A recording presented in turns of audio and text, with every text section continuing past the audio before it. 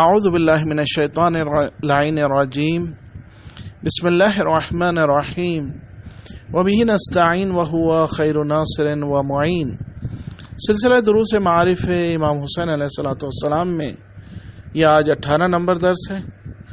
آج کے درس میں پہلا فرمان امام حسین علیہ السلام یہ ہے کہ آپ نے ارشاد فرمایا واللہ لو لم یکن فی الدنیا ملجأ ولا مأوى لما بایعت لیزید ابن معاویہ، حوالہ کتاب نفس المحموم صفحہ نمبر 37۔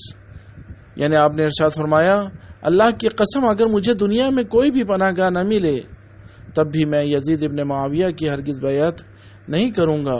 اور دوسرے مقام پر آپ کا یہ ارشاد ملتا ہے کہ ایاک والظلم من لا یجد علیک ناصرا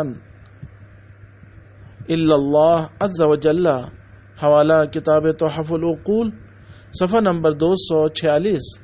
یعنی آپ امام حسین علیہ السلام نے فرمایا ایسے پر ظلم کرنے سے بچو جس کا اللہ کے سوا کوئی مددگار نہ ہو۔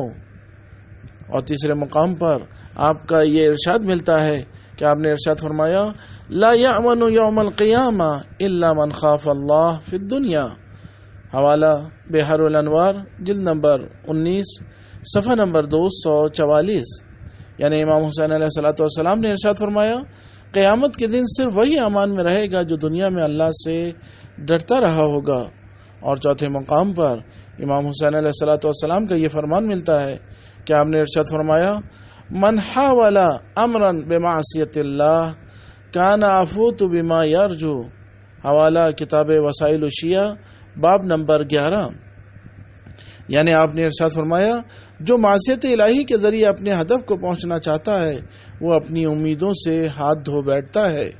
اور پانچویں فرمان میں آپ نے ارشاد فرمایا آج کے لا افلح قوم اشتروا مرضات المخلوق بسخط الخالق، حوالہ کتاب 140 سخن صفحہ نمبر 278۔ یعنی امام حسین علیہ السلام نے ارشاد فرمایا وہ قوم فلاح نہیں پا سکتی ہے جو مخلوق کی رضایت چاہتی ہو خالق کی نارضایتی میں۔ وآخر دعوانا ان الحمد للہ رب العالمین۔